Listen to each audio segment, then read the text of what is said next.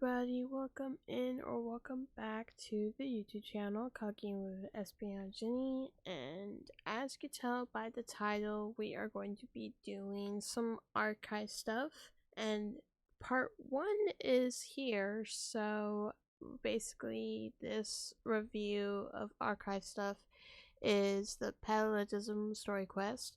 You guys probably know this quest for a while, that I did this before and there was no voice acting at all. So we're going to just review it together, and you guys get to hear it now with voice acting because they put, finally voice acting in it. And no, I can't go back to the quest and do it again because I already done it many months ago or so.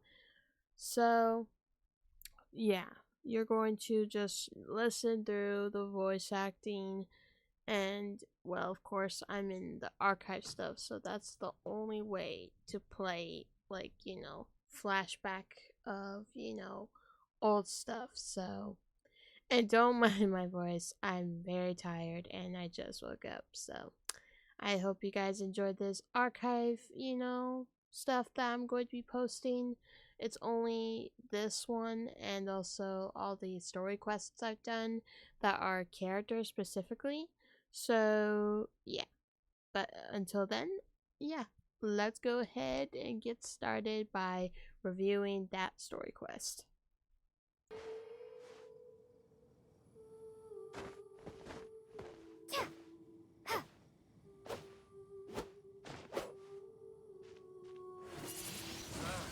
Windblade! Shantu would be better than just sitting around.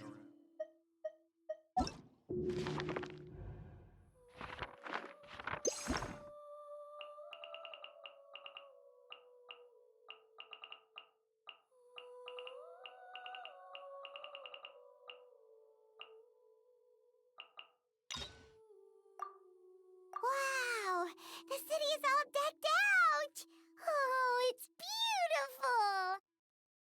Festival season means no commissions, which means no Mora. But Catherine's always looking out for us, so we should still drop by and say hello. Greetings, traveler. Paimon. Hey, Catherine! Still doing the whole no commissions during Windbloom thing? In general, yes. The people of Mondstadt don't delegate their work to others this time of year. But feel free to take a look around. I think you'll pick up on something unusual. Take a look around, huh?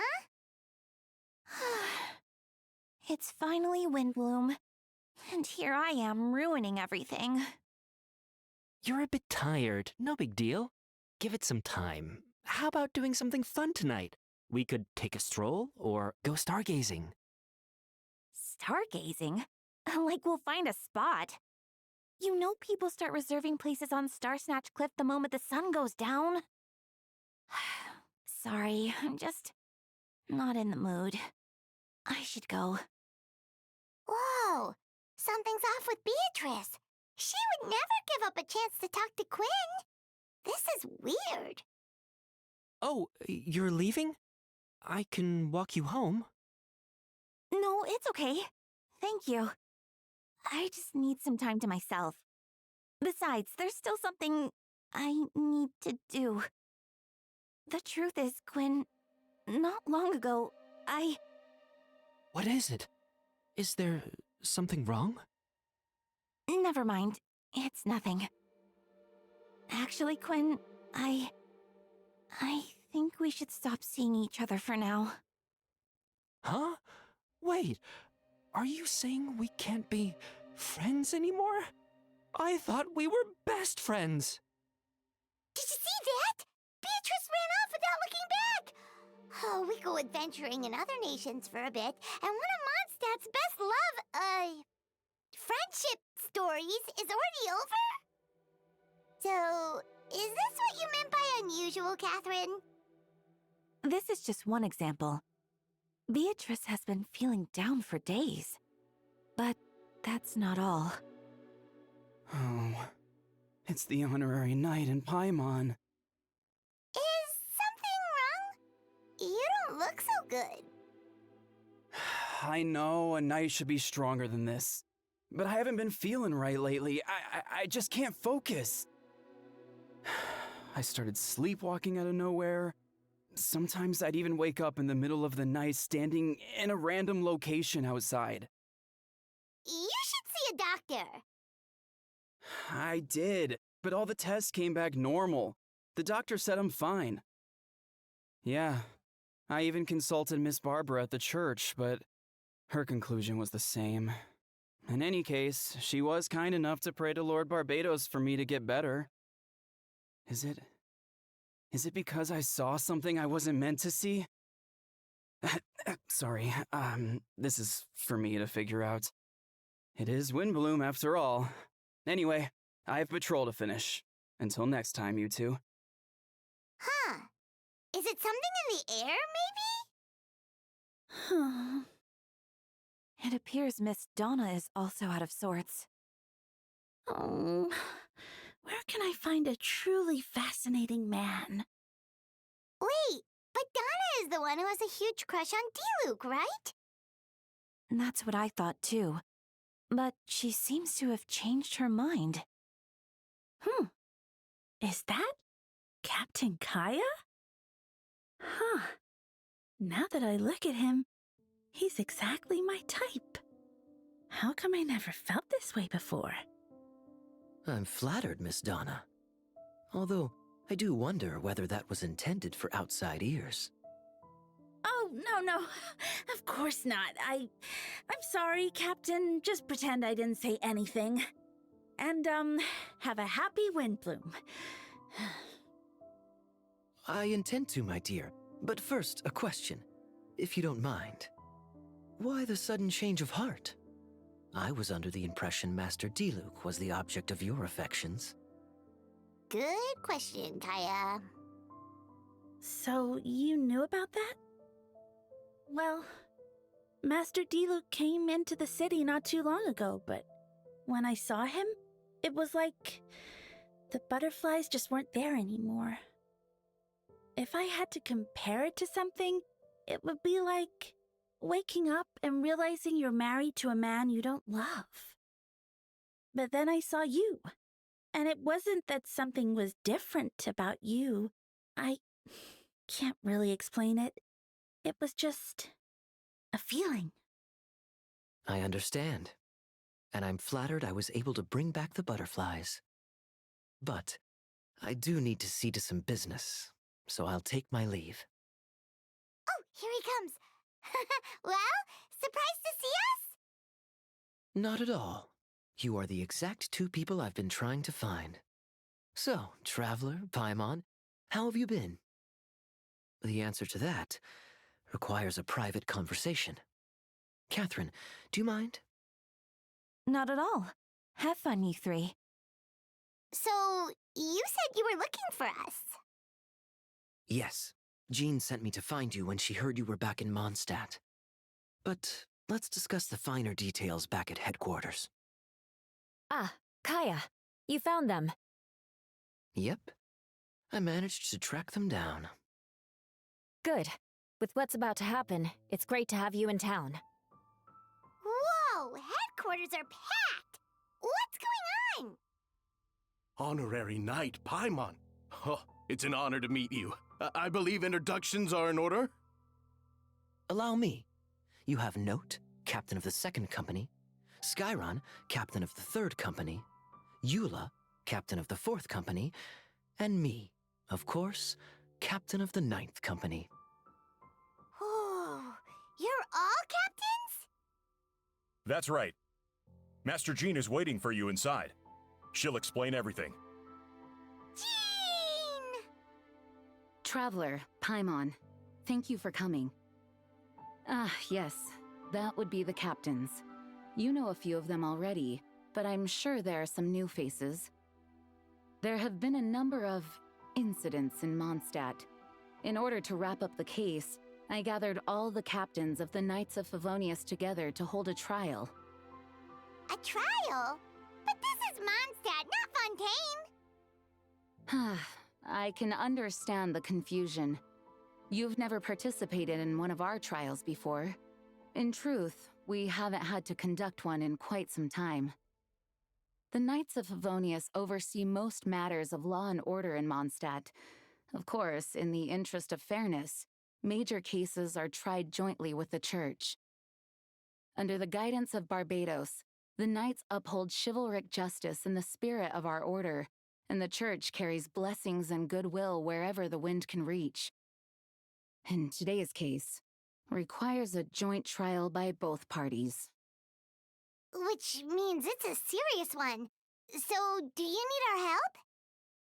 Right! He's the captain of the investigation team, but we didn't see him out there. A keen observation, Traveler. That happens to be exactly why I called you here. In the upcoming trial against Captain Albedo, we will do our utmost to understand the facts of this case and deliver a fair and impartial verdict. Albedo is the one on trial? What did he do? Jean, it's time. Understood. Traveler, Paimon, come with me.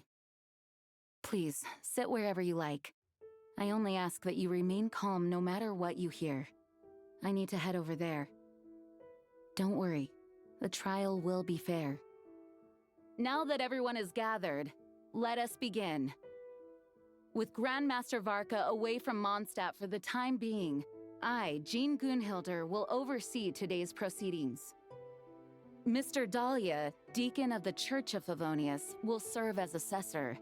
As representatives of our respective organizations, we will ensure a just verdict in this case. Oh, that's a new face! Deacon of the Church. Does that mean he works with Barbara and Rosaria? The defendant in today's case is the captain of the investigation team, Albedo. Certain aspects of this case are classified, and it remains uncertain whether the alleged victims are citizens of Mondstadt. As such, this trial is not open to the public. If guilt is established in this case, all facts will be made public after the final verdict is delivered. Now, the captain of the logistics company, Miss Hertha, will present the charges. The court appoints Mr. Kaya to speak on Mr. Albedo's behalf. Are both parties ready to proceed? Yes. Ready to proceed. Miss Hertha, the floor is yours. Prior to this trial, the Knights of Favonius, in conjunction with the Church, launched an investigation into Mr. Albedo for suspected murder and unlawful disposal of human remains. Murder? A witness stated that, 11 days ago, in the middle of the night, she saw the defendant southeast of the city gates, dragging a large object she later identified as a human body. No. There's no way! We now call that witness to the stand. Beatrice, please tell us what you saw. Well, I was out late that night on business, and when I came back, I saw someone in the moonlight that looked like Mr. Albedo. He was dragging a huge bag of some kind. I thought it was strange, so I followed him. Then, there was a sudden flash of golden light. The bag opened, and inside there was a body. Mr. Albedo's vision allows him to manipulate the ground with ease. So he buried it, and then removed any traces on the ground. Before he left, it seemed like he looked in my direction. Maybe it was just my imagination, but I was terrified thinking he might kill me too. Luckily, he didn't see me.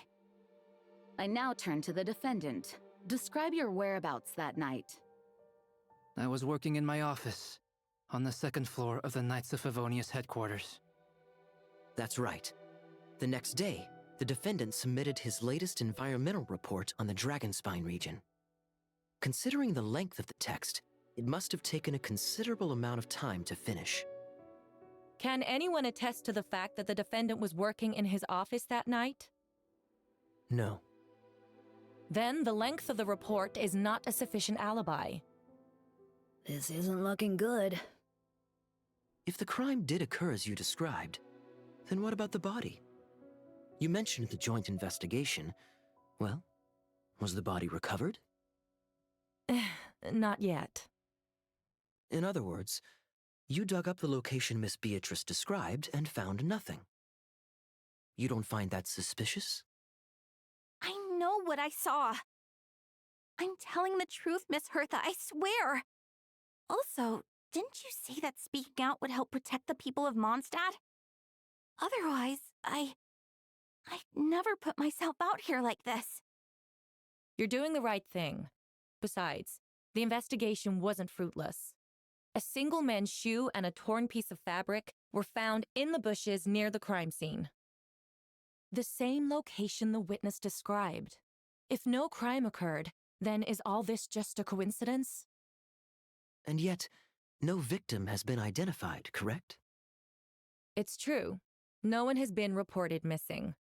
However, Miss Beatrice harbors no ill will toward the defendant. Her testimony clearly points to a crime, and she has no reason to lie. Does the defendant wish to say anything in response? You may believe otherwise, Miss Hertha, but I did not kill a single person.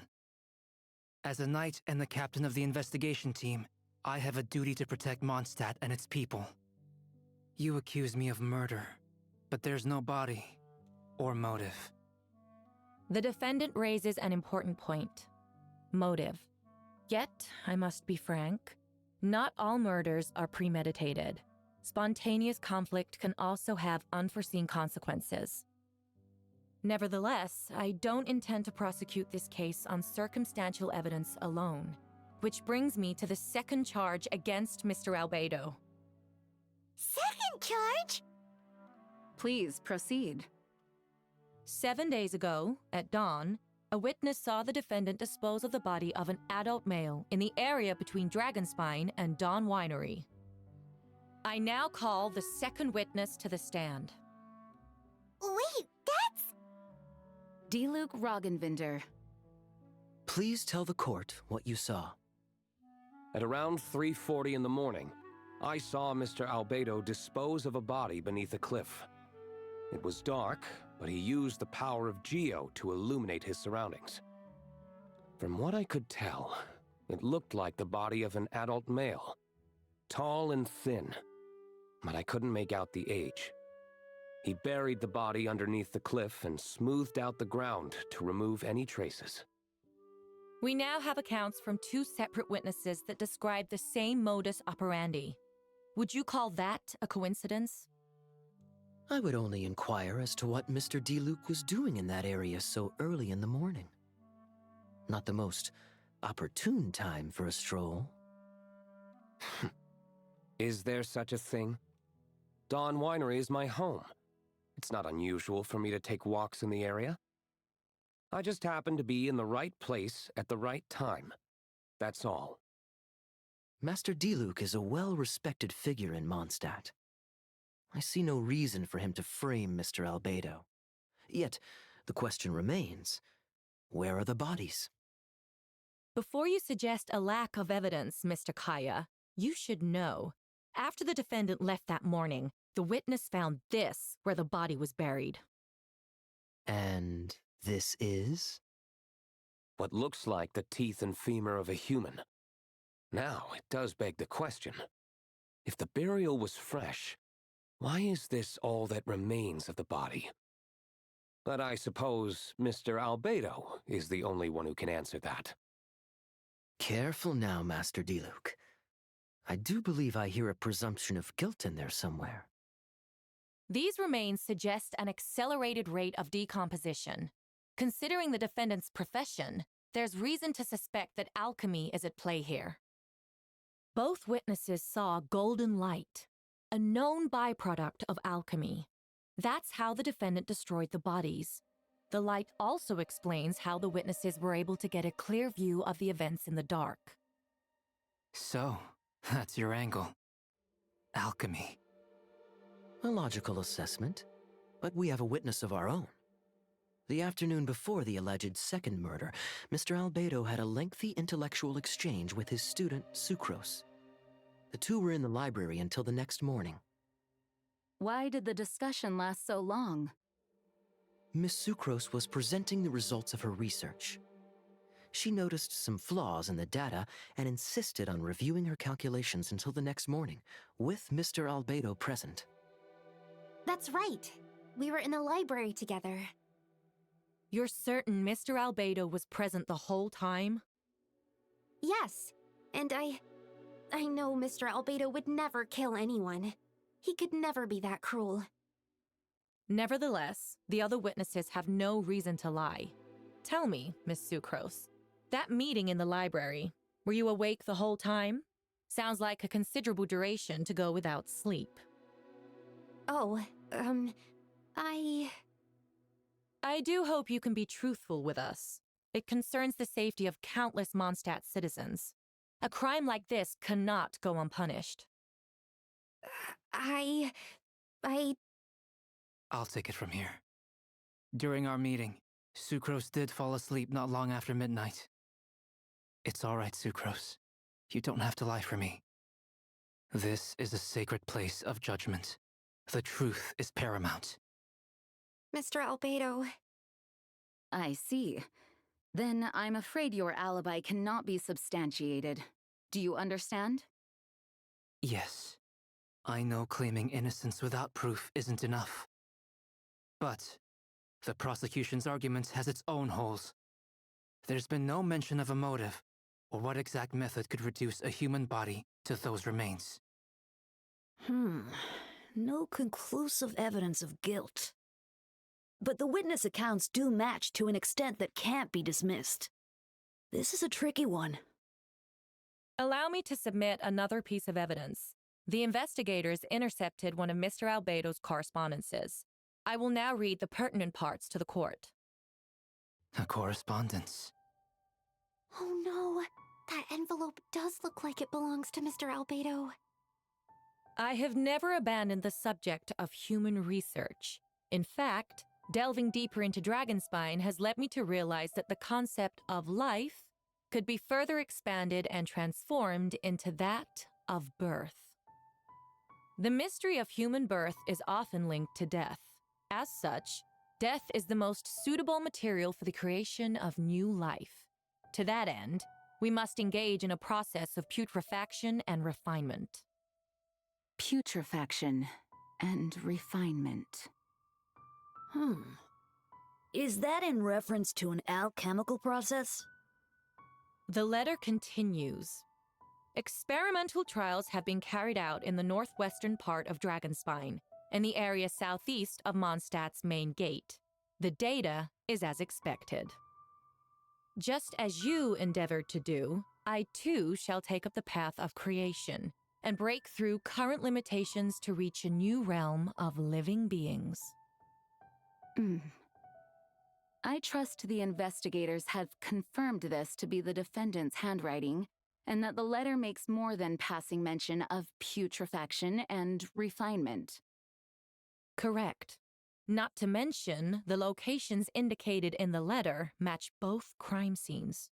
What more can we trust than the defendant's own words? No, it can't be true. I can't believe it. A guilty verdict cannot be delivered without sufficient evidence. In order to protect all parties involved, that is what our principles demand. My original assessment was that we lacked said evidence. But now, it seems the only remaining questions are the identities of the victims and the specific alchemical process used in this case. Then we are in agreement. The evidence is conclusive. On the charges of murder and unlawful disposal of human remains, the court finds the defendant guilty. Why would Albedo do something like that? Oh, this has to be a nightmare. Well, this took a turn for the worse. Rosaria! Oh, when did you get here? I've been here the whole time. I happen to have a message to pass along. Yes, you're needed at Starsnatch Cliff. He's waiting for you there. he? You'll know when you get there. Go on now. Time is like the wind. It waits for no one. Ah, Traveler! Paimon! I could hear your arrival upon the wind. Were you looking for me? Venti, did you send us that message? No, I did. Whoa, where did you come from? Wait, Venti, do you know this guy? His name is, what is his name again? Didn't think I was that unmemorable. I'm Dahlia, Deacon of the Church of Favonius, and Herald of the Animo Archon Barbados. Not gonna forget next time, right? That's right. I noticed you during the trial. The legendary honorary knight. You seem to have a lot of thoughts on your mind, so I thought we should have a chat. After all, I am the Herald of Barbados. If the people of Mondstadt are in danger, I should keep the Animo Archon in the loop. Wait then, you know about... About what? The fact that my tavern-hopping nomad of a friend is Barbados himself? Don't worry, Dahlia and I are close. He knows everything. Besides, a god needs someone to communicate their will in a formal setting, and no one does that better than Dahlia. Not that I saw that coming when we first met. But back to the matter at hand. I believe you two already know about Albedo's background. So, you know too, Venti? That's surprisingly Archon-like of you. Ah, well, I knew from the moment Rhine-daughter and Alice brought Albedo to Mondstadt. When those two are in town, no one can afford to slack off. The Kryda Prince, a perfect specimen of synthetic life. At this stage of the case, there are countless questions surrounding Albedo's motive. His true identity is a potential weakness. A synthetic being loses control of their sanity and goes on a killing spree. That's how a novel would frame the story, and people are inclined to agree. Albedo has told us before that humans often value the ordinary over the transcendent and miraculous. And the slightest difference is perceived as other. A very common phenomenon. Which means we need to find a way to help your friend. Me? Well, I know that Albedo is a synthetic being, and that a lot of strange things have been happening in Mondstadt, even though Windbloom should be about drinking and having fun. We noticed that too! The minute we got here, something was off. I've picked up on most of those too. Miles is out of sorts, Beatrice seems anxious. Although I didn't know Donna stopped being interested in Master Diluc. When no love remains for the songs to tell, the world becomes naught but an empty shell. Cruel is said fate, cruel it may be, were it not for a hero who could set us all free. What are you getting at, Tone Deaf Bard?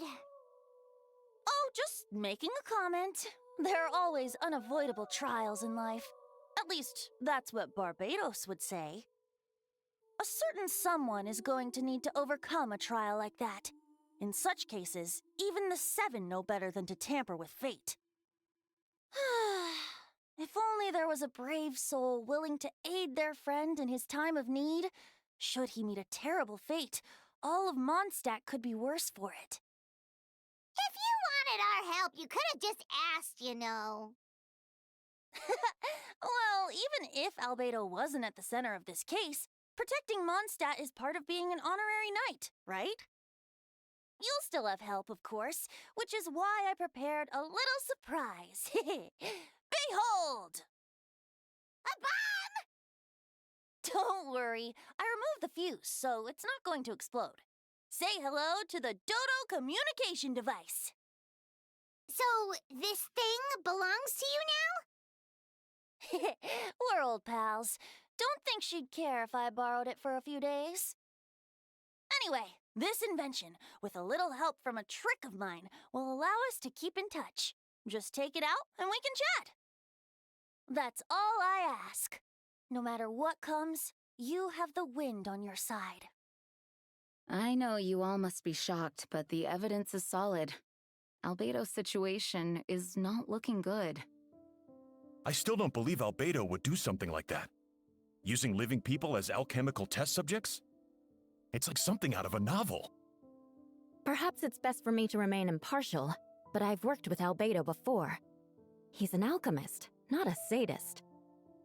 This version of events is as hard for me to accept as anyone.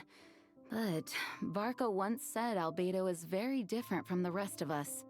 Perhaps there are things we still need to learn about him. Let's see what Albedo has to say for himself first. Would you mind giving me a moment, everyone? A private matter requires my attention. Hey, Jean! Traveler, Paimon. Perfect timing. Kaya has a favor to ask. Like Jean said, after the verdict, we have time to submit an appeal. And I will do my utmost to convince Albedo to accept. He's been acting strange, and I can't read him for the life of me. But I need you two to start investigating the case. Yes, it's also time for you to get involved. No, we'd like you to launch an investigation of your own. I'll continue working on his defense in the meantime. If you find anything that might help his case, just let me know. I know it's against the spirit of the season to task you with this, but Albedo is a trusted member of our ranks. We owe him the benefit of the doubt. I know you'll get to the bottom of this, Traveler. You've never failed us in our time of need. But what if the accusations turn out to be true? Then you will have done Mondstadt a great service all the same. I'm expecting a retrial. Until then, you're welcome to have a look around Albedo's office on the second floor. I'm counting on you. Wait, Captain Kaya! Surely I can't just... These two are here on Jean's orders. She asked them to investigate Albedo's office. Oh, in that case, head on in. So this is Albedo's office. Pretty much exactly how Paimon pictured it. All right. I have some work of my own, so I'll leave you to it. Good luck, you two. Right back at ya. Alright, let's see what we can find. Nope, no idea what that means. Not sure if it's too hard for Paimon or too hard for anyone outside this line of work. Oh, Vent is calling! Let's answer! How's the investigation going? Find anything? Oh, we found stuff alright. Stuff that only makes Albedo look even more suspicious. I see. So, Albedo's researching something that doesn't help his case, huh? Not promising. We should be grateful Albedo's true identity remains hidden. If it gets out that he's one of Rhindaughter's creations, there'd be no separating him from her past. As we both know, Rhindaughter's approach to alchemy and ethics was pure madness, and the evidence you just found, let's just say it could convince even those closest to him of his guilt. Perhaps even you. Then it comes down to trust. Do you trust Albedo? Yeah, he's our friend. We should keep the faith. And if he really is the culprit, he must have had a reason, right? Maybe he's just not allowed to talk about it. Yeah, that must be it. Either way, a fair investigation means coming to a conclusion presented by the facts. Remaining objective has its own value. Remember, none of this is your fault. Just report back with an honest assessment of the facts. Yeah. Well, let's go find Jean and tell her what we learned. Wait, that's Miles. What's he doing here? Oh, sorry. I heard voices and wasn't sure if I should check who was inside. It's okay. We're here on Jean's orders. Ah, I see. I'll, leave you to it then. Hold on. You didn't hear what we were saying, did you? Oh, not really. Nothing that made sense anyway. Well, do us a favor and just forget anything you might have heard, okay? Weird. There's a hole, but no body. The prosecution's argument is that Albedo used alchemy to destroy the bodies, but this location is different from the other two. Why not fill the hole, or smooth out the ground like the other places? You're back. Did you find anything? Yeah, but none of it helps Albedo's case. I see. A complicated result, but your efforts are appreciated. Yes, he asked for a retrial. There are still questions surrounding the identities of the victims and the disappearance of the bodies. The minimal remains that were uncovered have been sent for forensic analysis, which should provide some answers. It's just... What's wrong? If the victims turn out to be Mondstadt citizens, the situation becomes all the more serious. The second trial would likely have to be open to the public. And I doubt public sentiment will be in Albedo's favor. Yeah, not when the charges are so serious. The second trial is set to take place in 2 days. I hope you consider attending this one as well. Of course, we'll be there. In the meantime, we should all just stay positive. Well said. When the time comes, I'll carry out my duty to the best of my ability. Miles. Ah, you two. Let me know if you're ready and we'll head out. All right, follow me. Ladies and gentlemen, we now convene for the second trial against Mr. Albedo. I, Jean Gunhilder, will once again oversee the proceedings. Representatives on both sides remain unchanged, and Mr. Dahlia will continue to serve as assessor. Ms. Hertha represents the prosecution, and Mr. Kaya speaks on behalf of the defense. The defendant in this case is Mr. Albedo, captain of the investigation team. With that, I now bring this trial to order. Ms. Hertha, have the investigators made any new discoveries? Yes. We sent the teeth and the femur bone found at the scene to the church's medical office, and were able to conclude that these are, in fact, human remains. In addition, the investigators were able to identify several Mondstadt citizens who appear to have been missing for quite some time. Forensic analysis of the remains allowed us to pinpoint the age and gender of the deceased. Interestingly, one of the missing individuals matches that profile to a T. The medical office couldn't spare the personnel, so Miss Rosaria is here to present the results to the court. Hanselman, male, 46 years old. Marital status, single. Occupation, hunter. Consistent with the conclusion in the last trial, his disappearance went unreported, likely due to his lack of relatives. In addition, medical records show that he sustained a mechanism-related injury to his leg 3 years ago. The damage on the femur bone Mr. Diluc found is consistent with such an injury. Therefore, we can conclude that one of the victims in this case is Hanselman. A specialized technique was likely used to accelerate the rate of decomposition. Is it reasonable to assume this technique to be alchemical in nature? Alchemical or magical, both are possible. Thank you for your testimony. The identity of one of the victims is now confirmed. But what about the defendant's motive? Considering what he wrote in the letter, we can deduce that the defendant needed subjects for an alchemy experiment. Who better than individuals whose disappearance would go unnoticed? In other words, he sacrificed the good people of Mondstadt for his own gain. A truly vile act. In addition, another witness has agreed to testify. Miss Donna, if you would. Not good. Wait, Donna from the flower shop? I'm sorry it took so long for me to come forward. But the night Master Diluc saw Mr. Albedo, I was there too. I was camping with a friend and we decided to stop near Dragonspine. I couldn't really get comfortable that night, so around dawn, I decided to go for a walk.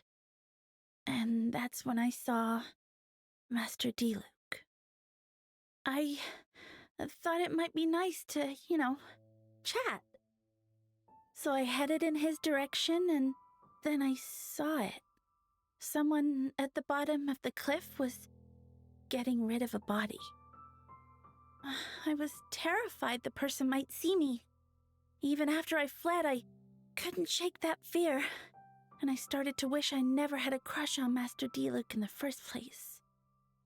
If I hadn't wanted to talk to him, I would never have been in that situation. I didn't want to come forward because I was scared. But Miss Hertha convinced me it was the right thing to do. I'm sorry it took me so long. I see. Just stepping forward was brave enough, Miss Donna. The court thanks you for your courage and commitment to justice. Yes. Thank you. The two witnesses corroborate the same sequence of events. That just leaves the question of how the defendant disposed of the bodies. I believe the answer lies in the alchemical technique mentioned in the letter. The defendant is the most accomplished alchemist in Mondstadt. He has the skill, no question. A special investigator also uncovered some relevant evidence on that subject. I will now present it to the court. Wait, does she mean... The following are pieces of evidence uncovered in Mr. Albedo's office, the most important of which is this map. This map was found with the defendant's notes. The markings correspond with the description in the letter and the locations of the crime scenes.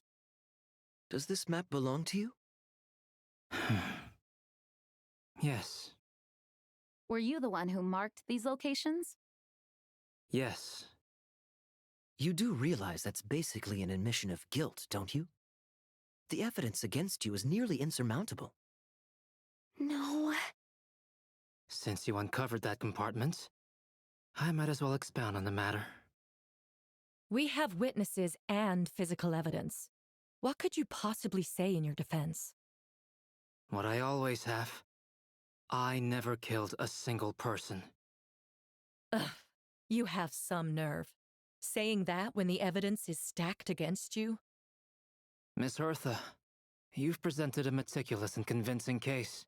I'll give you that. But I will not admit to something I didn't do. So, what? You're just going to bombard the court with excuses? That's a rather dismissive way to refer to an innocent man speaking in his own defense. Besides, I'm not making excuses. I'm exercising patience. That won't make the charges against you disappear, Mr. Albedo. Perhaps not, but patience comes with its own reward. It's easy for things to remain buried in snow, until someone comes along and brushes it away. Traveler, you were the one who uncovered this map, right? Then I'm assuming you visited the third location as well. Can you tell us what you found? Then, there must also have been a body. I'd like to address the court, if I may. I was the one who investigated the office, and I believe the results raise a few questions. Regarding the two cases addressed in the previous trial, it was established that after disposing of the bodies, the defendant used alchemy to restore the ground to its original state. But that wasn't the case at the third location. The hole was still there, with dirt scattered around the perimeter. It looked more like something had been dug up. If this was all done by one person, why wasn't the third scene given the same treatment as the others? Why weren't the traces removed? In addition, the markings around the third location weren't fresh, which suggests that the dragon spine incident happened at a different time. For those reasons, I believe there's still reasonable doubt in this case, and I hope the verdict reflects that. Thank you. Astute as ever, Traveler. Questions there may be, but allow me to point out. There is no evidence to suggest that anyone besides the defendant knew about the third location, and the map was found in his notes. That fact alone makes him the most plausible suspect, unless Mr. Albedo suddenly plans to deny that the map belongs to him. Allow me to respond to the Traveler's point. If all I cared about was proving my innocence, I would indeed do as you described, Miss Hertha, and deny any connection to that map. But that is not what I intend to do. The map does belong to me, and I did hide things at those 3 locations. What? There were indeed bodies at each location, and I did kill and bury someone on Dragonspine. Ha! So you admit it. Let the record reflect that the defendant has confessed to his crimes. You're mistaken, Miss Hertha. The story doesn't end there. Some time ago, I encountered an uninvited guest on Dragonspine. Someone who wanted to take advantage of the deserted nature of the region to eliminate me in secret. His desire to kill me led to an altercation where I killed him instead and buried the body on the mountain, the 3rd location marked on the map. Actually, the traveler Amber Bennett and I were with Albedo that day. The Adventurers Guild was holding an event on Dragonspine. After it ended, we all left the area. If the person Albedo is referring to is different from the one we encountered on the mountain, then the altercation must have occurred after we left. This only proves that the defendant is guilty on all counts. Those innocent people, their blood is on your hands. No, you're wrong. You deny it? After admitting to murder for the whole court to hear? You've clearly lost your mind. If you would let me finish, Miss Hertha, I could get to the important part. The man who attacked me on Dragonspine was my height, with blonde hair and blue eyes, dressed in clothes nearly identical to mine. So, someone who happens to look exactly like you? Exactly like him? It's one thing to look similar, but for the clothes to be the same? What's going on? I don't want to be here anymore. Regardless, the important thing is that you admit to killing someone on Dragonspine. Yes, I killed someone that day. Someone who looked nearly identical to me. But I never said that someone was a person. I see. Then, it appears I need to withdraw my testimony. What? Everyone! I brought her! Wait, you... The person who just came in, isn't that Hertha? What's going on? Who are you? Why do you wear my face? Hello to you, too. As you can see, this is Hertha, the logistics captain of the Knights of Favonius. I see what's going on here. It's all been leading up to this, hasn't it? Your confession. It was all an elaborate stunt to set me up. You want to undermine my credibility? Fine. It doesn't eliminate the mountain of evidence stacked against you. All I want is justice for the people of Mondstadt. Order in the court! I've been stationed on Dragonspine all these years, because that is where the subject of my research lies. The dragon Durin. Several hundred years ago, the dragon of the East, Dvalin, defeated Durin in battle, and with help from Barbados, sealed his remains on Dragonspine. Durin was created through alchemy, one of the finest specimens of artificial life. As such, death was not a true end for him. His heart still beats and grows more revitalized by the day. My imposter on Dragonspine was a failed specimen abandoned in Durin's stomach. An unsuccessful iteration of the Homunculus project. Homunculus? Are you trying to insinuate that I'm some kind of... the homunculus? Because it looks to me like the artificial one is standing right there. Some kind of imposter you dragged in from Dragonspine. So this is what I look like when I fly off the handle. You know, they say imitation is the best form of flattery, but your impersonation has overstayed its welcome. Master Jean, what are you waiting for? We've known each other for so long. You recognize the real me, don't you? The two of you look identical, but judging based on demeanor, the new arrival actually seems more like the Hertha I know. That means nothing! By that logic, I could just as easily accuse the albedo in this room of being an imposter! How do we know he isn't the fake one? A cold-blooded killer who replaced the real albedo long ago! Then, how about something only the real Hertha would know? The longest scar on my body. The knights who fought alongside me that day should remember where it is. I remember. Let's hear your answer. I'd like to hear Miles' answer first. Huh? You don't know? Or you don't remember? I heard you've been acting strange these days. Disoriented? Confused? You were closer to me than anyone during that battle. And yet you don't remember a thing. Strange indeed. No, my head. It hurts. The scar is right here. Why the nerves? I can't imagine this comes as a surprise. Unless your informant in the Knights of Favonius failed to mention the scar on Hertha's left arm. Albedo has done a lot of research into beings like you.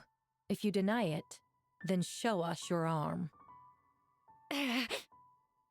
No need to panic. You can just add it now. You excel at changing your appearance, don't you? Or, I should say, all spawn of Duran's life force have that ability. A powerful life force, an appearance you can change at will. Yet here you stand, formless one, paralyzed to act. Because you're worried using that power could affect your accomplices. Accomplices? Then Miles must be one of them. There are others too. Most of the beings under the influence of Duran's life force have gathered here. And yet, their presence is what impedes her from taking action. Once you attempt to transform, all who surround you will be affected by your power. You can't control it, because in this network of living beings, you serve as the core. Show us your arm. Ugh! Have it your way! Whoa! Come on, let's go! Hey! They're shielding the imposter! She's trying to get away. Stop her! Don't let anyone stand in your way! There are others trying to get in! Must be more people under her control! Time to get moving, everyone. Whoa! She just leaped across the room! After her! It's time. All units move out. Third company, keep on the imposter's tail. Roger that. We'll follow the plan. We finally have a chance to talk. But before I explain the events of the past few days, I'd like to make a few things clear. First, I never killed any of my fellow citizens, and I never used human remains as part of an alchemical experiment. Second, the events of the past few days were all part of a plan. Most of the members of our order were in on it. As for the witnesses, Master Diluc picked up on the situation long before today's proceedings. Indeed. Follow me.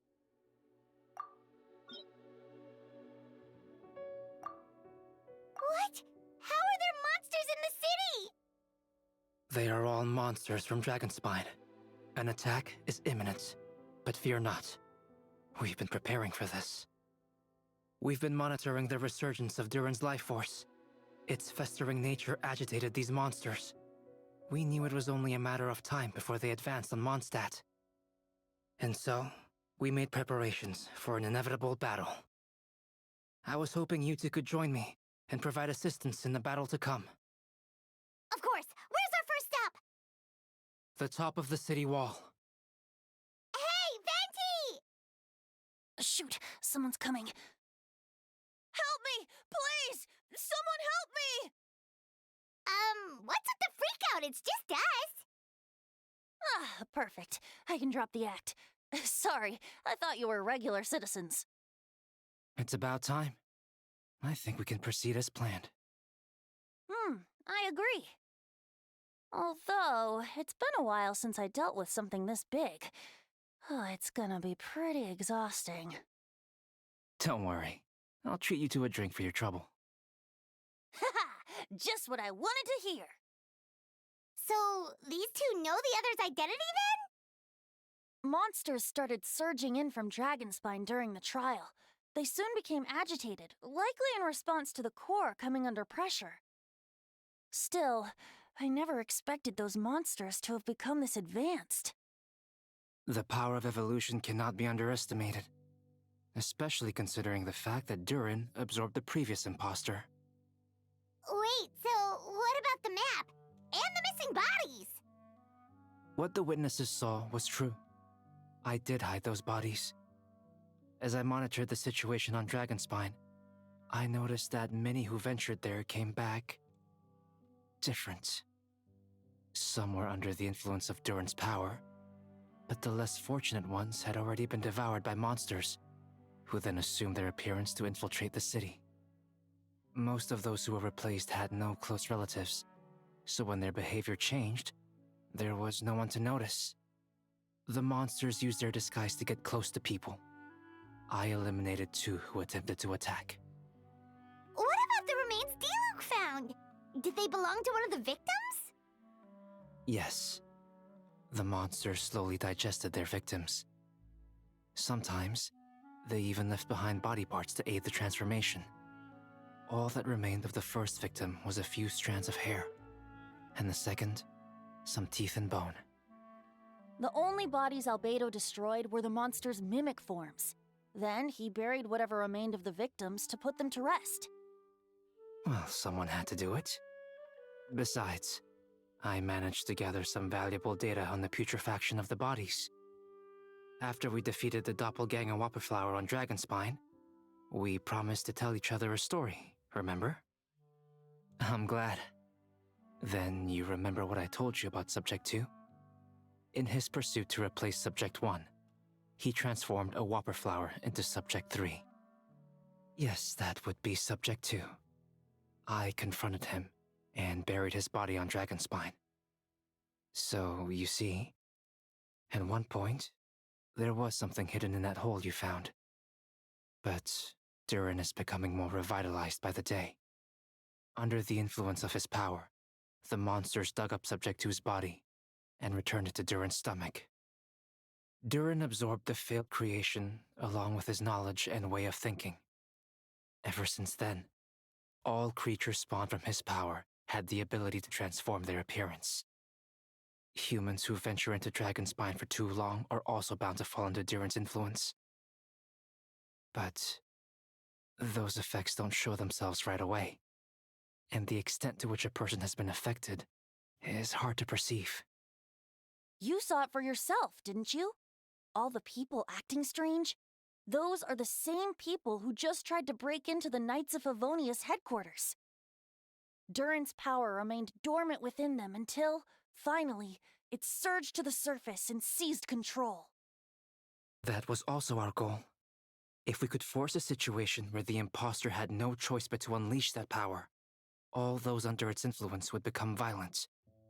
And, thus, we would know who was affected. Wait, so what do? We can't go around hurting innocent people! That's why I'm here. It would make me look bad if I just lazed around after promising to help. We will use the power of Animo to restrain them for now. That should give the Knights the chance to subdue them without harm. A specialized team will deal with them later. Alright, that's the long and short of the situation. It's time to activate that thing, right? Yes. So, if there are little secrets other people shouldn't know, my identity, for example, keep it to yourself, okay? Alright, this should do it. Wind currents? Paimon's never seen this many! There should not be currents across the whole city. Everyone, can you hear me? Loud and clear. All units, what's your status? All good. We have enough manpower to provide support. Requesting assistance at the side gate.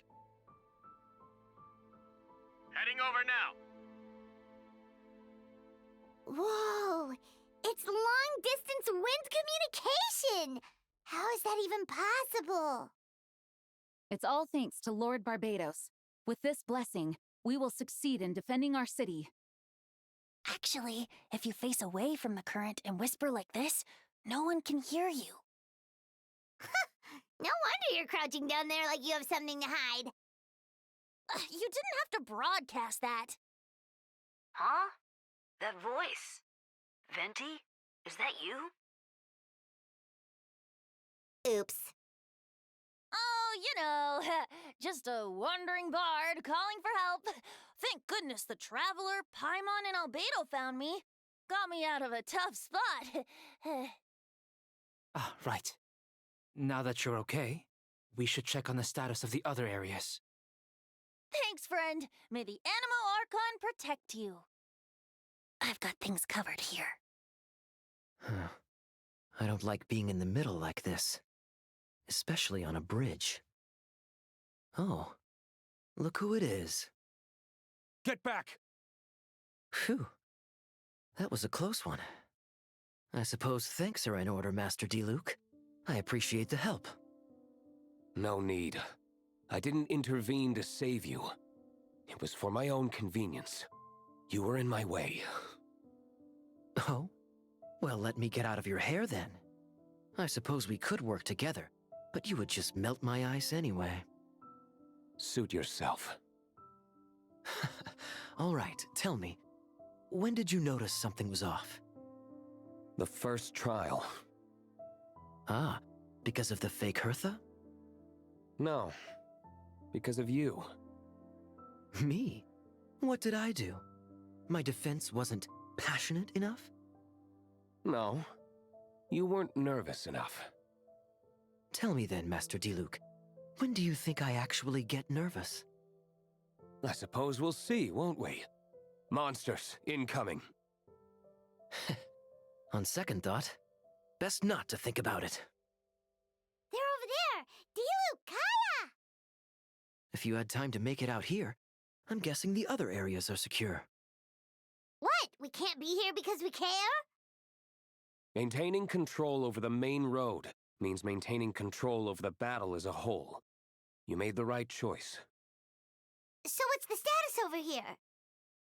All under control. Don't worry. My trusty civilian volunteer and I have this area covered. I think you mean the man who held the title of cavalry captain before you. We don't have to bring that up.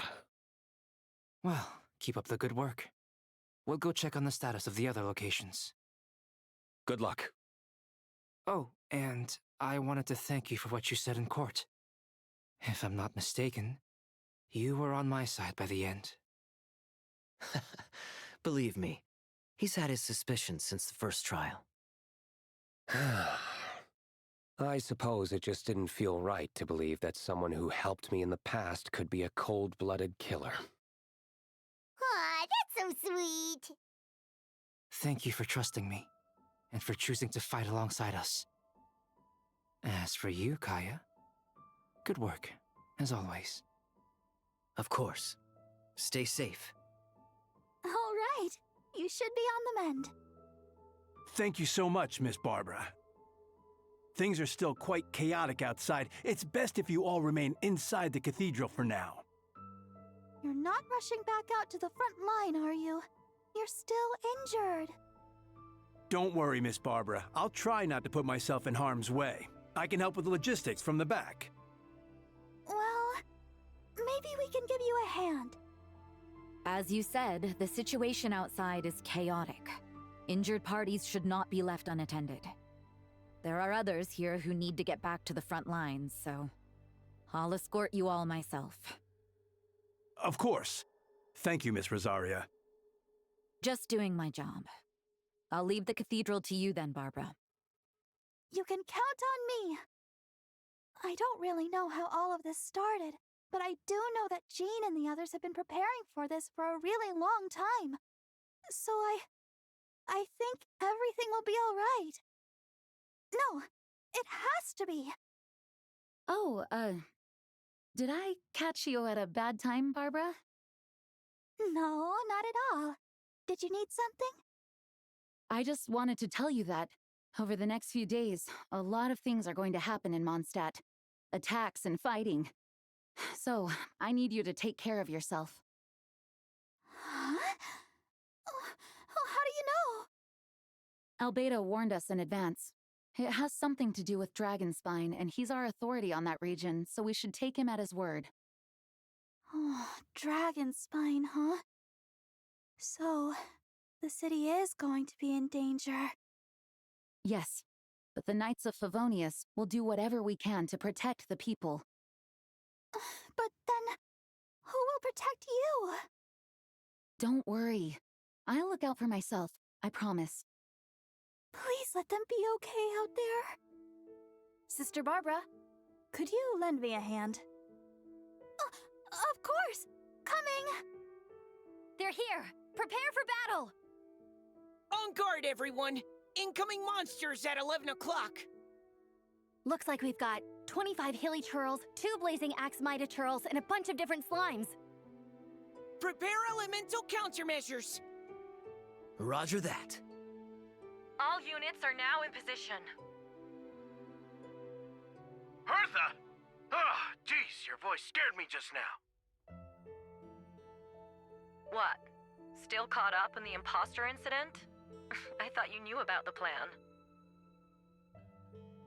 Well, after you up and disappeared one day, all Master Jean told me was that you'd be gone for a while on an important mission, and that it'd be better if people thought you were dead. And then, what do you know? Someone who looks exactly like you appears out of nowhere 2 days later. If Master Jean hadn't told me about your mission, I would have fallen for it hook, line, and sinker. Yeah, that's quite a scary thought. I get chills just thinking about it. A monster replacing someone close to you, and you're none the wiser.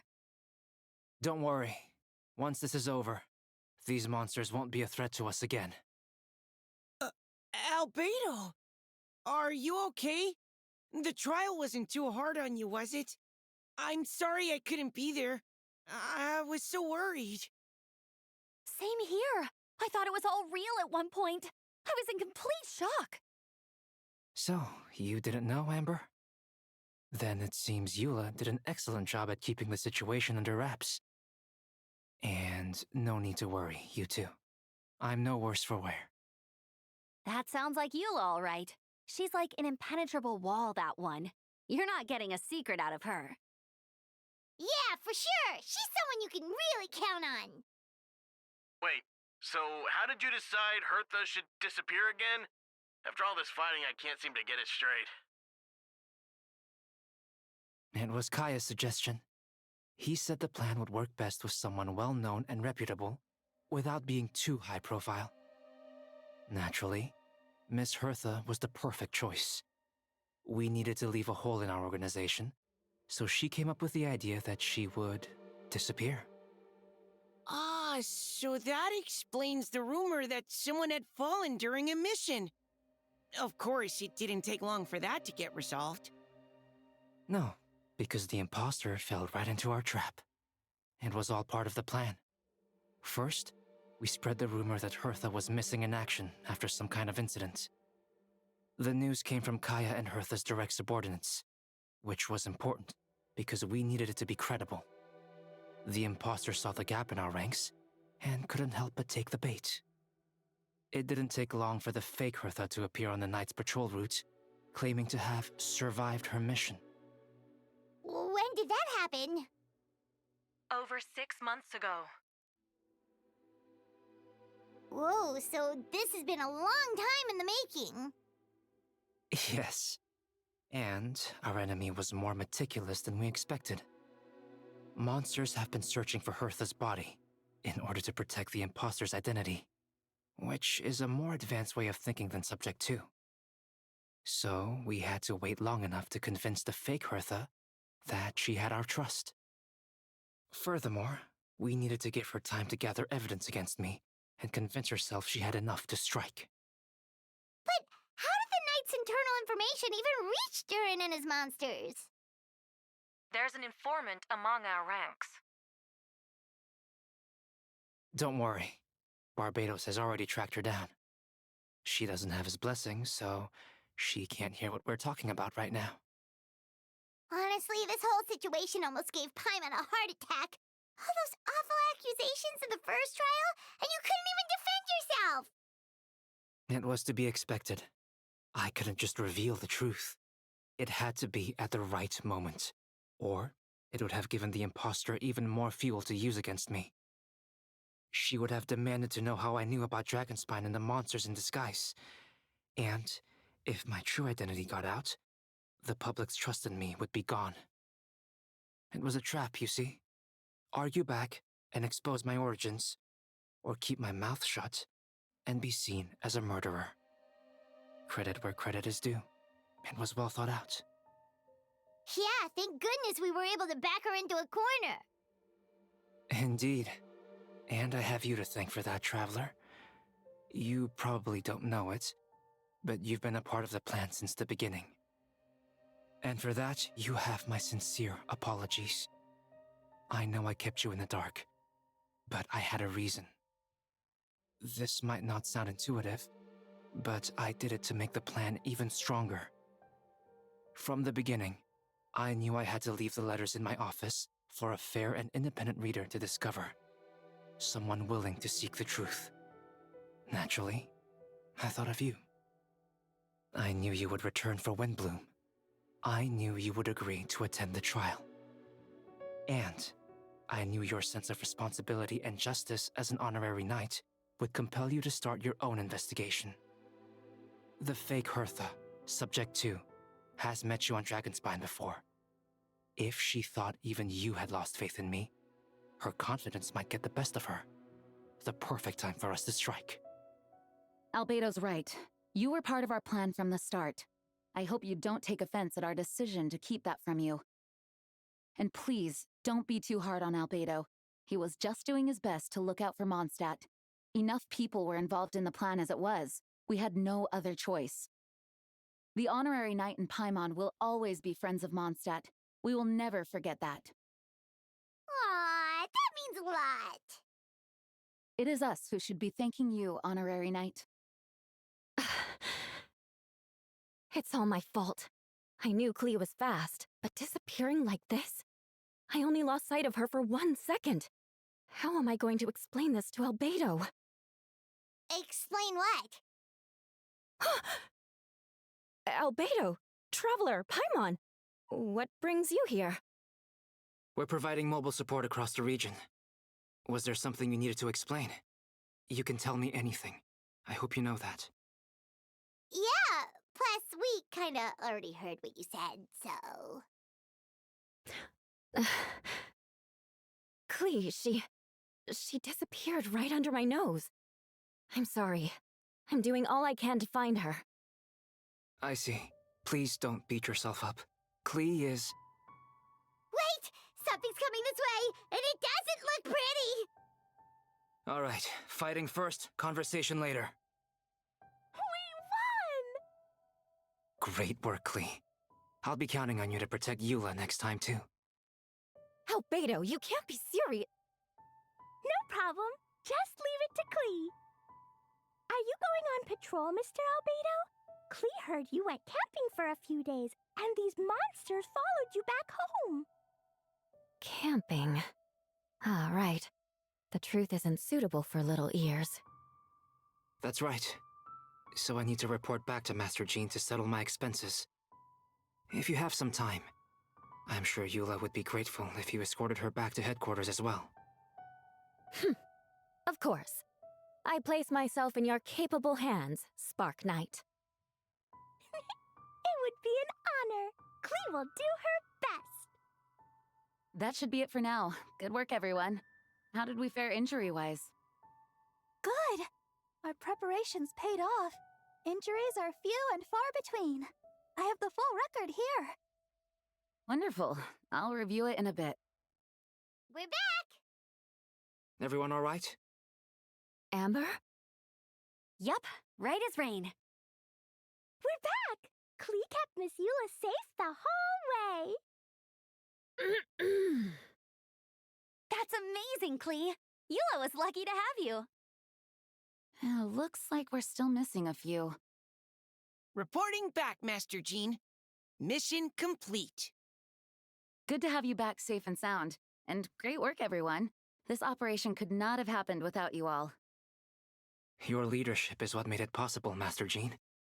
It's been a busy few days. You should take a well-deserved break. I will. But I believe you deserve one most of all. My work isn't finished, I'm afraid. I have a few loose ends to tie up. Loose ends? Ah, yes, of course.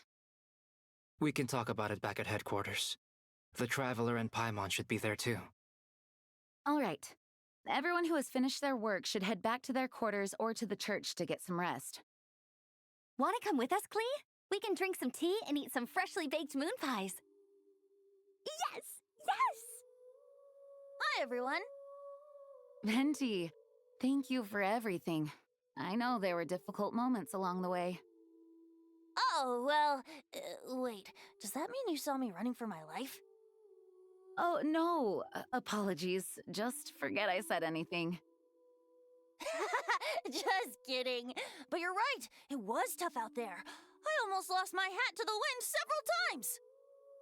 Any notable information on the wind? Of course. I was out on the city wall for quite some time. I heard all sorts of things. As for something notable, well, I picked up on anxious voices and a child's anger. Durin has been isolated for centuries, but absorbing Subject 2's emotions allowed him to understand certain truths about this world and his existence, including the fact that he is no longer Mother's only child, or her most perfect creation. It's obvious he found that fact difficult to accept. The emotions he felt in response were quite genuine, and, dare I say, human. If I eliminate the perfect creation, I will be the only child Mother needs. This mindset arose out of Durin's instinct to compete and survive, and came to dominate all those around him. Of course, the absorption of Subject 2's knowledge allowed him to take a more intelligent approach, accusing me of murder. In the end, however, Durin still lacks sufficient social intelligence. The fact that his army even got this far is a miracle. Oh, no wonder Venti sensed a child's anger through the wind. That same feeling. It's close! Ah, Miss Phonia. Here to make your report? Oh, nothing much to report, actually. Huh. Is that so? During the battle, we were talking about your transfer to the 7th Company. You were in charge of patrols and post-battle reconnaissance this time. How did everything go? Good. No problems. I see. If you don't mind me asking, why did you come from that direction? And why are you alone? Did you think we were still meeting at the side gate? There was a change of plans. We sent the message over the wind in the last few minutes of the battle. There were a lot of changes during the operation, but I imagine you missed those as well. Because you're under Durin's influence, and you have been since your trip to Dragonspine over 6 months ago. Don't move. Let's continue this discussion back at headquarters. Don't be scared. I'll figure out a way to free you from his power soon. All right, the others are looking after Phonia. Please tell me you can help her. I can, as long as the rest of the operation goes well. Wait, the operation isn't over. What do we do now? What happens next is more of a personal project. I've consulted Venti about the possibility of calling a tripartite conference. Ah, yes. That's a relatively new tradition. Grandmaster Varka came up with the idea a few years ago.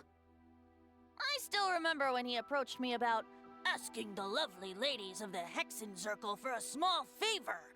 The chumminess caught me off guard. If I hadn't known any different, I'd have thought he was talking about his older sisters or something. Older sisters? Is Varka really young or something?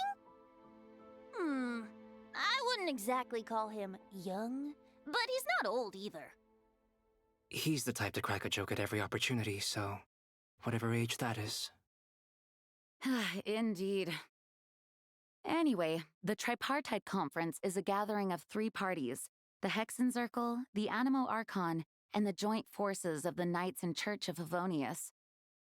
Lord Barbados was able to facilitate a meeting between Varka and the mages. Varka has quite a way with words, so he was able to gain their favor and convince them to agree to a very important request. Namely, that in Mondstadt's greatest time of need, the mages would return and lend their aid to our nation. Yes, and now I have a request of my own. So I need the conference to convene once again. Venti, if you would. Of course! Traveler, pass me the Dodo communication device. Huh? You're gonna use that thing to call them? Just watch and learn. Okay, I think this should do it. What's that ringing? Is it the wind or something? Hold on, that's not the right voice. Wait. Barbados? Varka? Grandmaster? Oops, wrong contact. Sorry, Varka, you're probably busy right now. Well, considering I'm surrounded on both sides with a group on my tail looking to turn me into mincemeat, yeah, I'd say so. Yes. Well, have fun with that. We can talk some other time. All right, pass along my regards. Oh, and I still owe you for those drinks, don't I? Just take it from my stash. I keep it in... Hey! He was just about to tell us where to find his secret stash! That seems like a bit much. Hello? Who is this? Greetings, Miss Alice. It's Venti. Venti? Nope, it doesn't ring a bell. You're really gonna tease me like this? Fine. It's Barbados. Apologies, just a bit of fun. What can I do for you, dear Barbados? You still remember the Tripartite Conference, right? I'm calling on behalf of a friend. He's asking for a meeting. Oh? And which brave soul is it this time? It's me, Aunt Alice. Albedo, captain of the Knights of Favonius investigation team, requests a formal meeting with the Hexen Circle. And what is your wish, dear Albedo? I want to accomplish something unprecedented. How unprecedented. Something even your mother Rhine-daughter never accomplished? In terms of technique, no. But in terms of location and materials, yes. Okay, that makes no sense. You've piqued my interest. I'll be right there. Be right where? Here, as in this office? Hello again, everyone. Hello, Aunt Alice. I see you've turned yourself into a giant Dodoko. Darling, isn't it? It even has its own hat. Wow, the attention to detail. Pleasure to see you all again. It's been a while. On behalf of the Hexen Circle, I hereby grant Albedo's request. I'm guessing you still need to prepare? Take your time. Just come find me at the long table when you're ready. Aw, that's nice of you. I suppose it's just my nature, darling. Thank you, Aunt Alice. Before we set out, there's someone you need to meet. Head to my office. He's waiting for you there.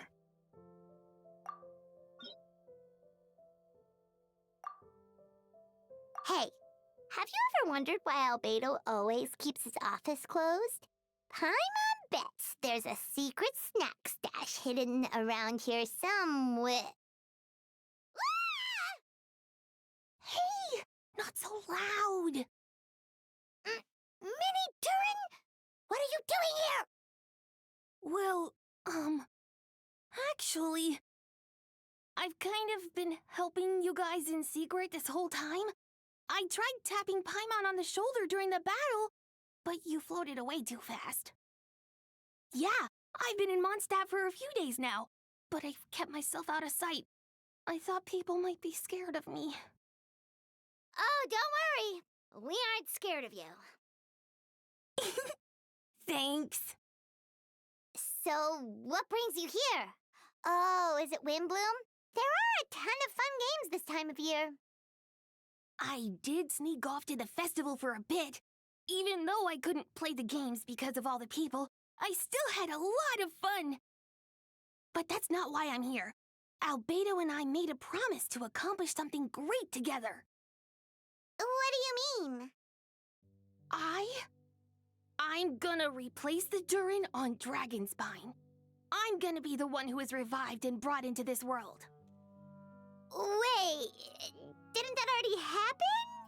You left the storybook world, and now you're here. Sorry. I should be more specific. Albedo said he can use alchemy to turn me into a human. What?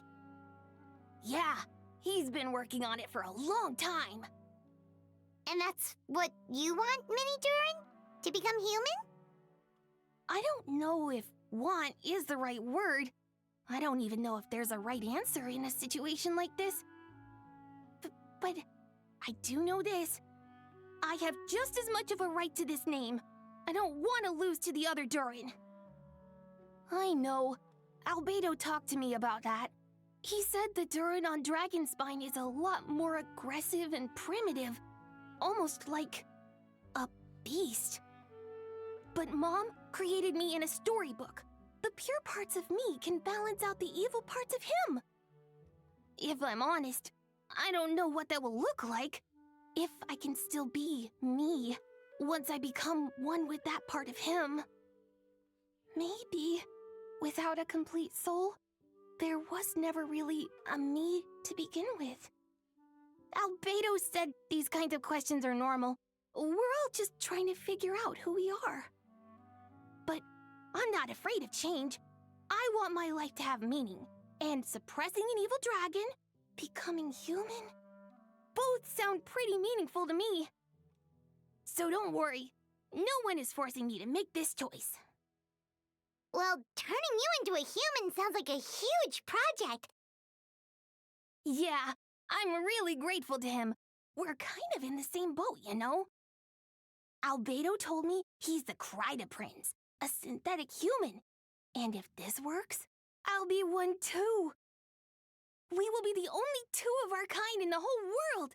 Alchemical creations allowed to live in human form. If all living things are grouped together by species, and there's only one other person like me in this world, I guess that makes us family. Definitely. You've just got to trust one another. Actually, while we're on the subject, does your friend Hat Guy know about this? Yeah, I told him I was coming here to fulfill this, duty. He didn't try to stop me. Just told me to get a move on then. He didn't say it outright, but I think he supports my decision. Maybe he even thinks it's a good idea to go through with this. I'm a little scared, of course, but excited too. Anyway, I'm really glad I got to talk to you at a time like this. I feel a lot better now, so thanks. Welcome, one and all. Please sit wherever you like. So, no unspoken rules to be aware of? I don't want to unwittingly park myself down on some important lady's chair. I highly doubt anyone's going to mind where you sit, Lord Barbados. But thank you for being so considerate. Jean didn't fancy tagging along? A lot happened in the city today. If she left, there really would be no one around to lead the Knights of Favonius. All right, never mind. I was just hoping to treat her to some tea. Oh. So, tell me, Albedo, what is this outrageous and audacious plan of yours that I've been hearing murmurings about? I'll get right to the point. I intend to kill the evil Durin in Dragonspine. Oh? And I'd also like to request some alchemical reagents from the Hexen Circle.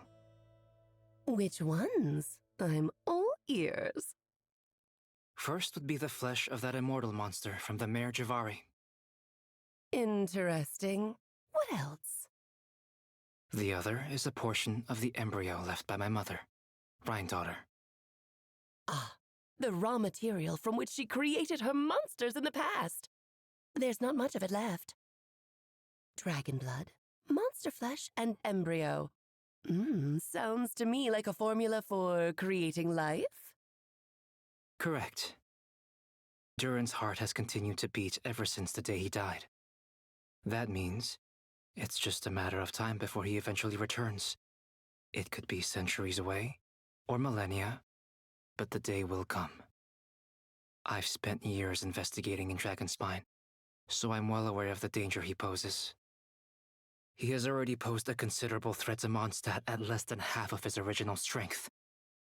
There's no telling how dire the consequences could be if he ever regained his full life force. Hence, if we want to be free of the dangers posed by his blood and limitless vitality, we must find a way to eliminate Durin entirely. Unfortunately, Durin is a special entity. Even after death, he could reawaken at any moment. So, the solution is to kill him, and then resurrect him in a different form.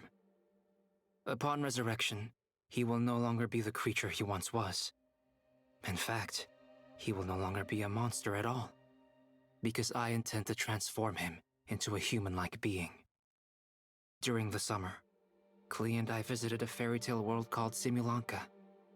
It was created by mages from the Hexen Circle, so I'm sure you know of it. Of course! It was even the home of one of M's children, the other Oh, I see. It was during that journey that I learned, with certainty, that Durin would return to life one day.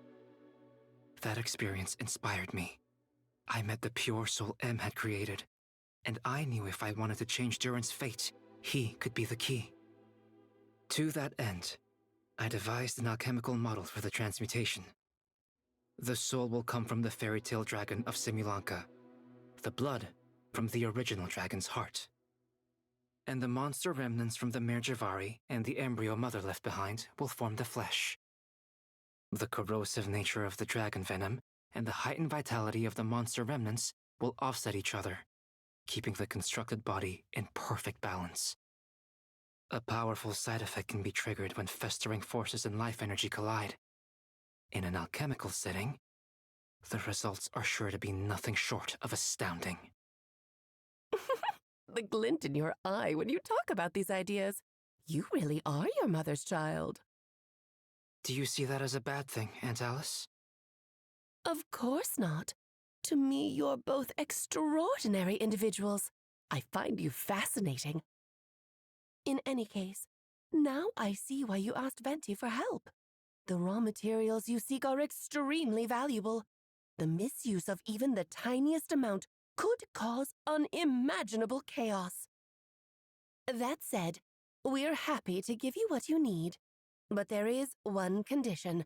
You need to prove you can wield them, and so you must pass the Hexen Circle's trial. I understand. I figured something like this might happen. That's why I asked the Traveler to come along. I can think of no better partner for such an endeavor. So you know our tricks, huh? Aunt Alice has always loved the spectacle. Any chance to witness friends come together to support one another. Well, success means little if you have no one to celebrate it with, no? Although, I'm afraid dear Paimon will have to sit this one out. What? Why? The Hexencircle trials are no walk in the park, my dear. Besides, I already decided on the structure. There's only room for 2 participants, I'm afraid. No more, no less. You understand, don't you, Paimon? Oh, don't be too angry with your dear aunt. Okay. You can turn off the charm. Paimon will stay behind. Thank you for being so understanding.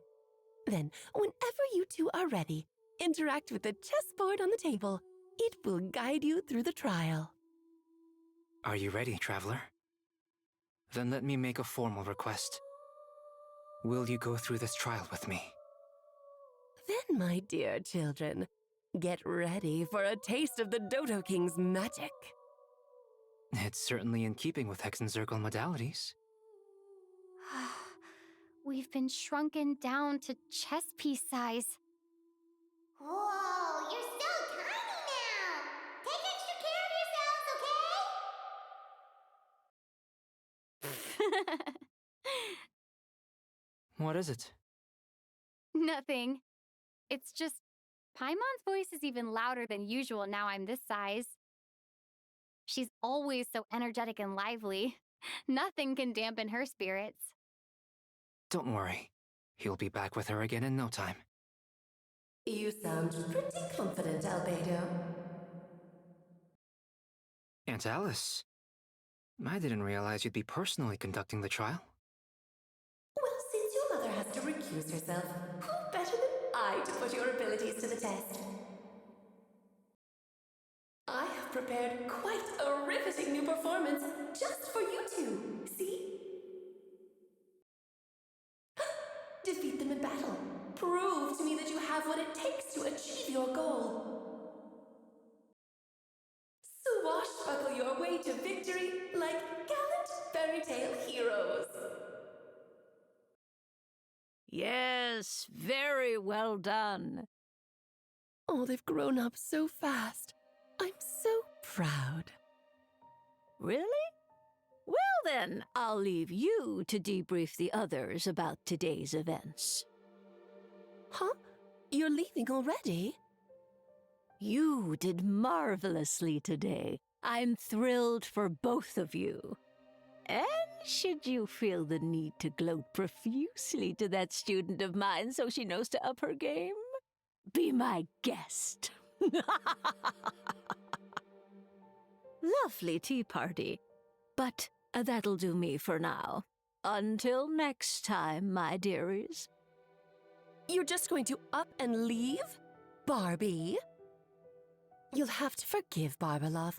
She's always on the move. And she never says where she's going either. I think she enjoys the mystique. But if I had to guess, she's probably going for a walk. She's a very health-conscious individual. Barbie was satisfied with your victory. And so am I. Congratulations to you both. You can come back now. Oh, whoops.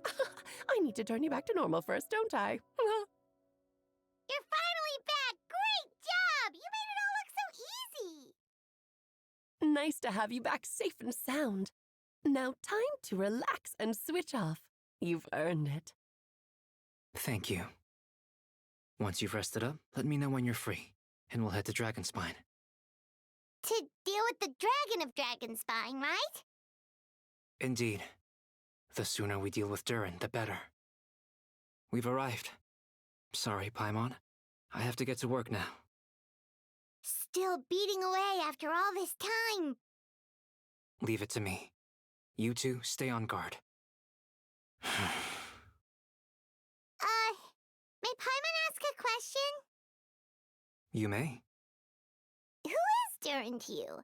Do you think of him as one of your kind? And is he a dragon, person, animal, or monster? From an alchemical perspective, we're both artificial creations. But biologically speaking, we have no relation whatsoever. So to say we are kin would be categorically incorrect.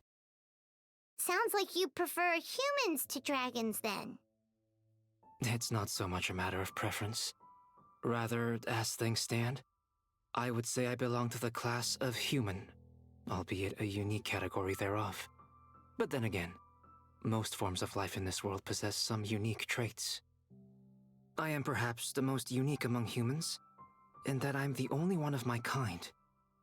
But soon, there will be another just like me, assuming this alchemical project proves successful. I believe Mini Durin already told you of his intent to replace the Durin of Dragonspine. After my conversation with him, he also expressed a strong interest in becoming human.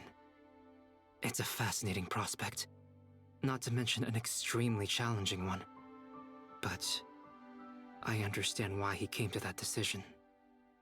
Well, understood in the broadest sense, this project deals with both the past and future, and stands to profoundly impact many lives. That, primarily, is what makes it worthwhile. Helping Mini Durin become who he wants to be is a secondary consideration, though still a meaningful one. By contrast, my personal motivations are nothing so grand and meaningful. I'm just pursuing something I believe in. In my view, to cultivate life which the world cannot generate endogenously is to cultivate the world itself.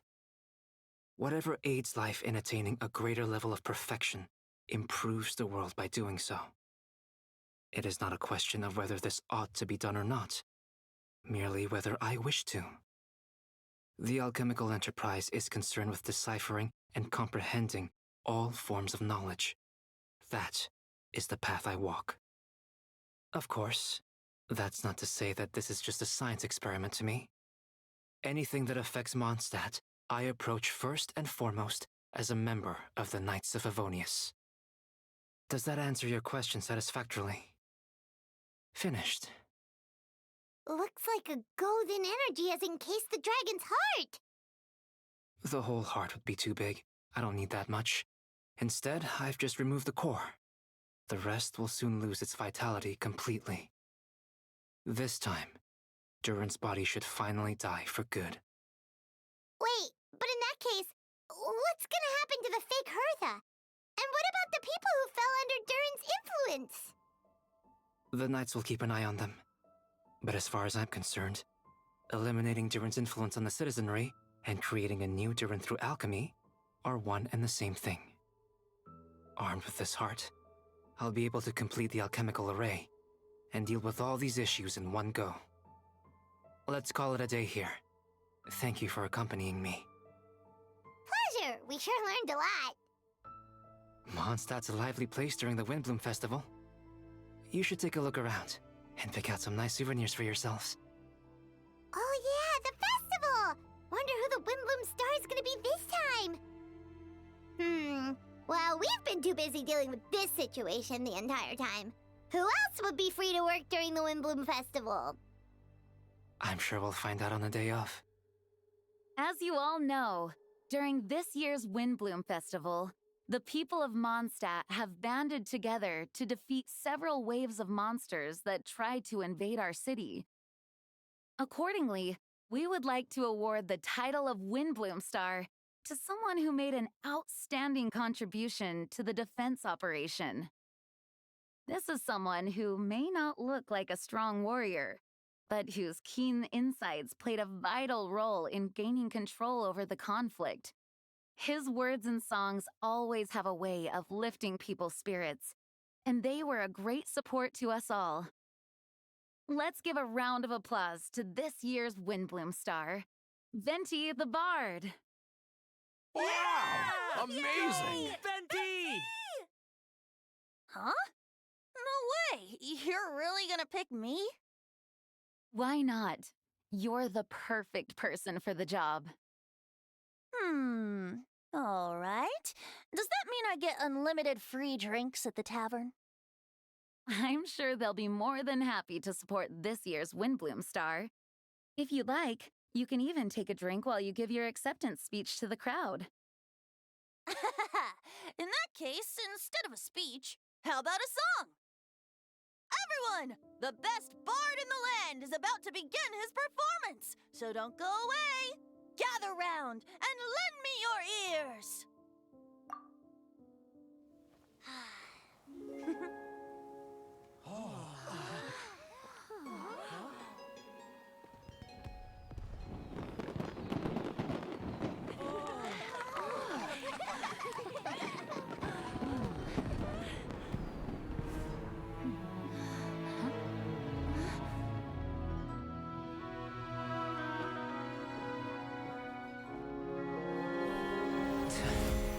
I hereby exercise the prayer of formation.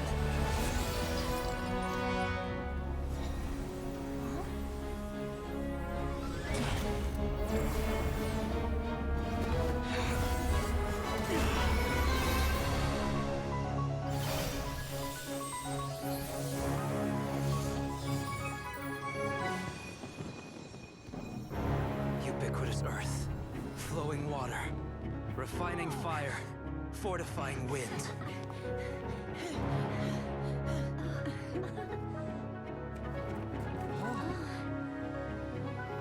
Traverse the 18th, worldly, and 20th passage.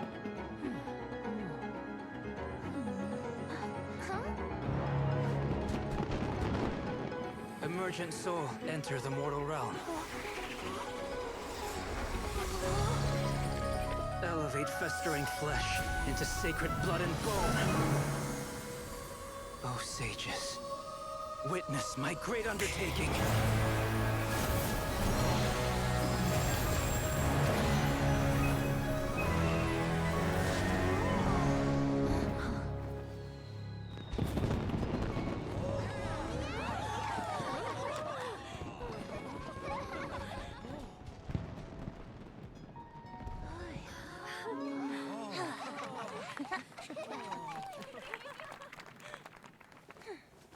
How was it?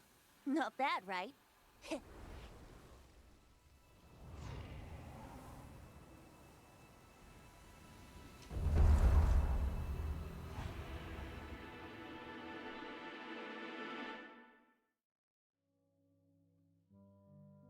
Albedo, how did everything go? Very smoothly, I'd say. We achieved our goal. Really? So Mini Durin looks like a human now? Correct. However, his newly formed body is still stabilizing.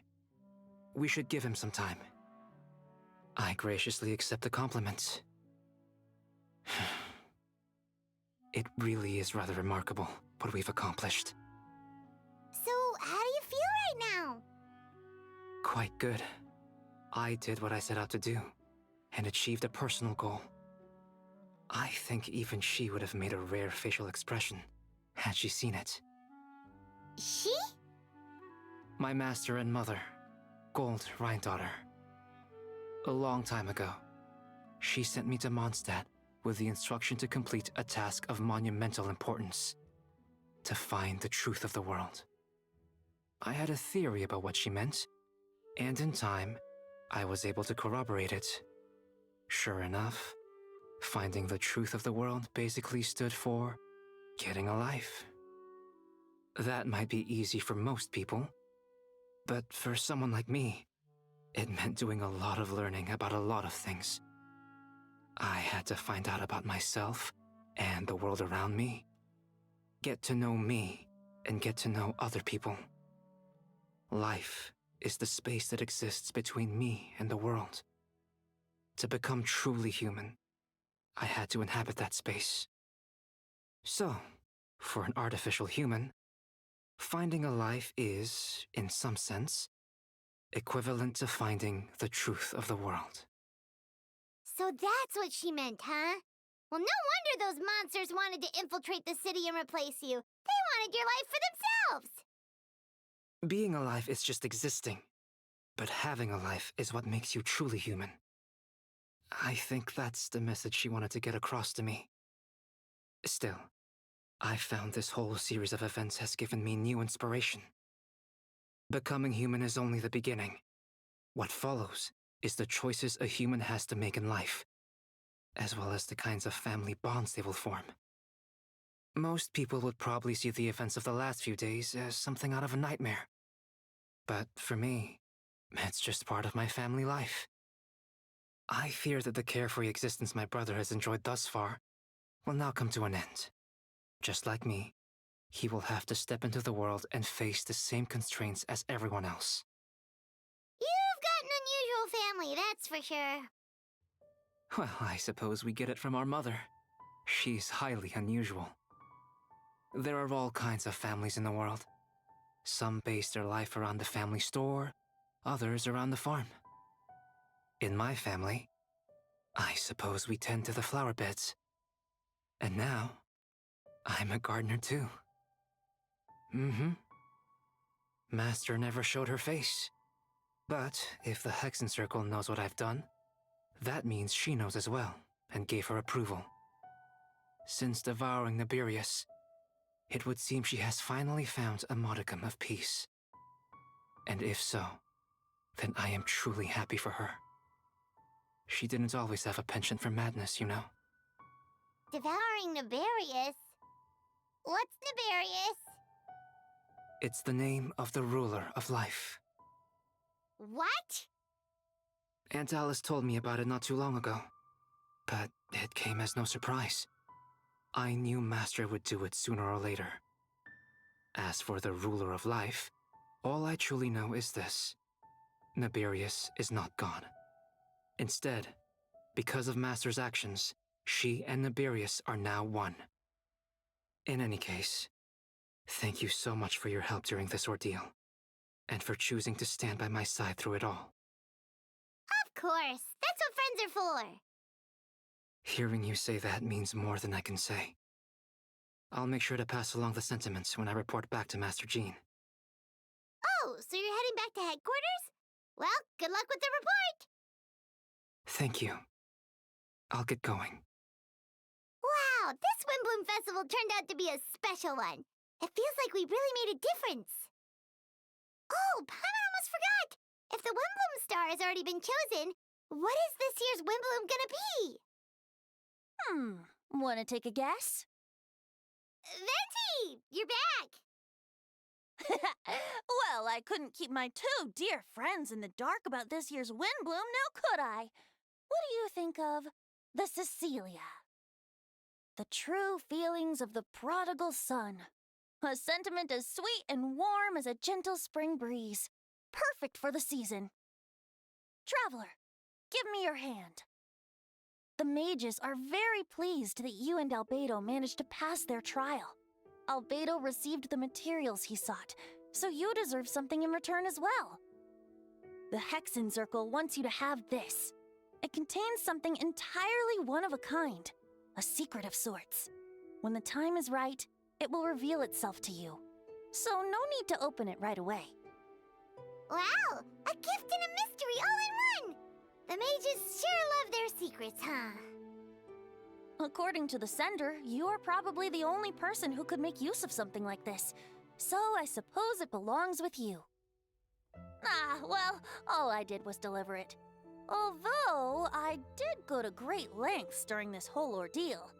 I suppose a reward for my efforts wouldn't be out of the question. You've helped a lot, Venti. How about we treat you to a drink? Really?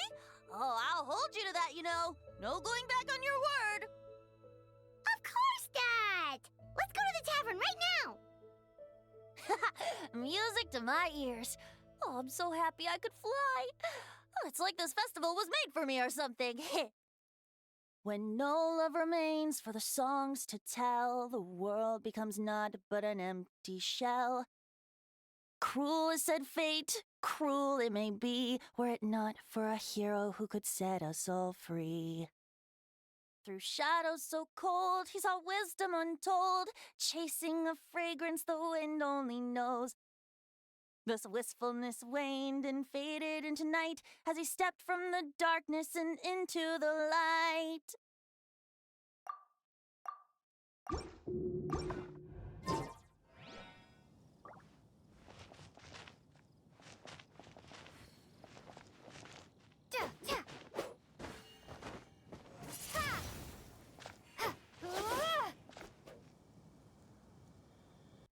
With that being said, guys, this is part of the archive stuff that I have for you all, and I hope you guys enjoyed this video. In my experience from just listening all that, is a wonderful way to put it out there. I appreciate that the voice acting is back on that quest specifically. Sure, it may not be the same because, you know, you're not experiencing the whole quest again, but just listening to the voices again just feels so good. And also the fact it makes sense for each of the, like, you know, scene or, you know, the parts in the, like, you know, cutscenes. And I really miss Kaya and Diluc's voice, so I appreciate it, that being back, Eula's voice included, as well as other characters that don't have any voice acting in that quest specifically. But anyways, that is going to be it for this video. The next video is going to be a brand new series that I'm going to start off strong, but then after that, there's going to be another archive stuff. And then before you know it, we're going to continue where we left off. And hopefully we'll finish Inazuma. So yeah, there's that. And I don't know what video is going to be next after, you know, sharing all the story quests that are characters specifically. But I know for sure it's going to probably be like linear story quest or something like that. But just so you know, guys, when I film Yoshi's Island, it will be a few days in advance or so, because I am posting that video specifically on somebody's birthday coming up. So be sure to, you know, check that out sooner or later. But until then, guys, yeah, this is going to be it for this video, like I said. So please make sure to subscribe to the channel, put the bell up so you get notified to upload videos. I do YouTube live streams. I also do YouTube shorts every now and then, depending on what is, you know, next nowadays, because, you know, I have a whole list of video ideas that I want to do. And also make sure to share this with all your friends, family, whoever you really want to share it with, and, you know, spread all the love. And also make sure to subscribe to all my besties out there, because their content is equally amazing and talented in their own way, just like this channel too. But until then, I will see you guys in my next video, which will be a new series, which is a surprise, so stay tuned for that. And yeah, I'll see you guys in my next video. Bye!